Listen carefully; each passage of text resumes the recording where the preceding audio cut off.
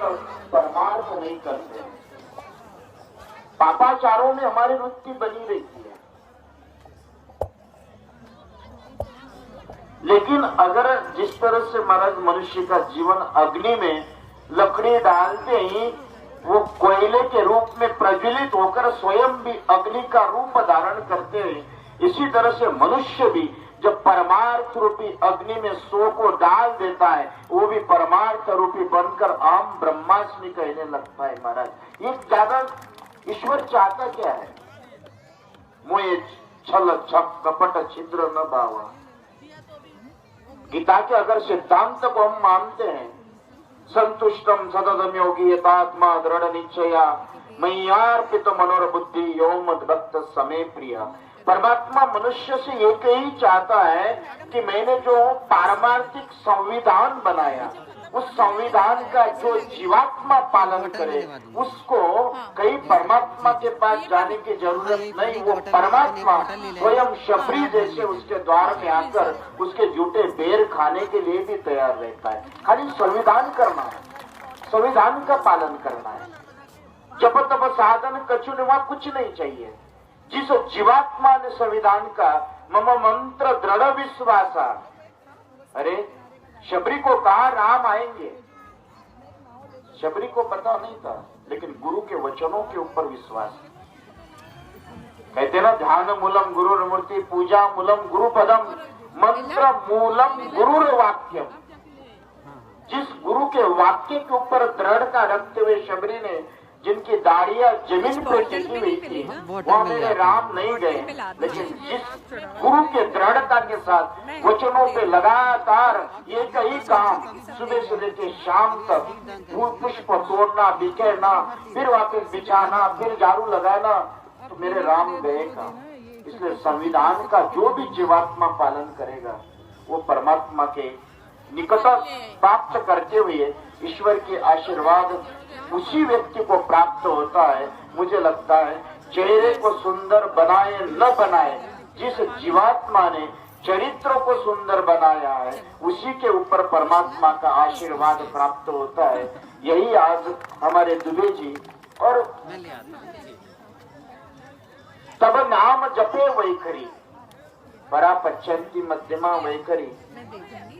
जब इस जगत का विस्मरण हो जाए, मैं तो एक और कहता हूँ, निद्रा अवस्था में जिस तरह से सारी विस्मृति आपकी हो जाती है, उसी अवस्था में जाकर जब व्यक्ति भक्ति करेगा, समझना वही समाधि है, वही परमात्मा है, वही भजन है।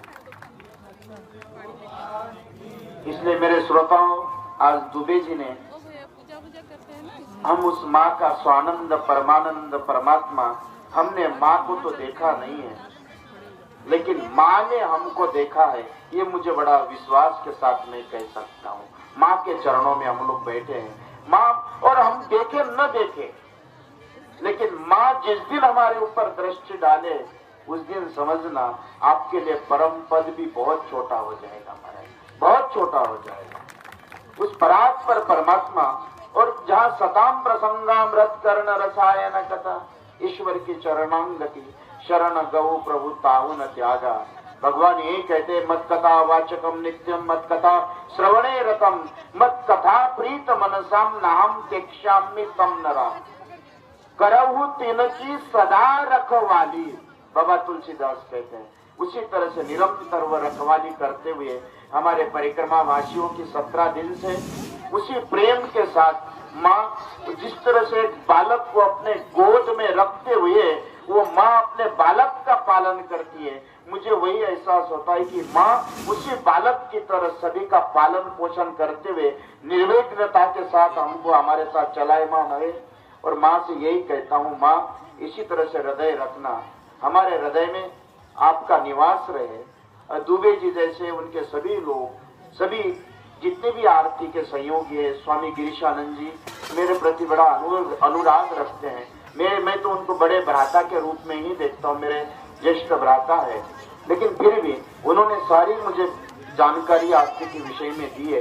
मैं दुबे जी का बहुत बहुत साधुवाद देते हुए, आज शरीर भी थोड़ा साथ नहीं दे रहा है, लेकिन फिर भी दुबे जी, उनके सभी पूरी टीम, सबको बधाई देते हुए ईश्वर से यही प्रार्थना करता हूँ कि आपके हाथ में यश, कीर्ति, सफलता, संपन्नता, समृद्धि, सुख मेरी माँ आपको प्रदान करा दे और इसी तरह से पूरे जबलपुर, पूरे भारतवासियों को आरती का आनंद दिलाते रहे। यही माँ के चरणों में प्रार्थना करते हुए अपने वाणी को विराम देता हूँ। सियावर रामचंद्र हनुमान जी महाराज की। कृष्ण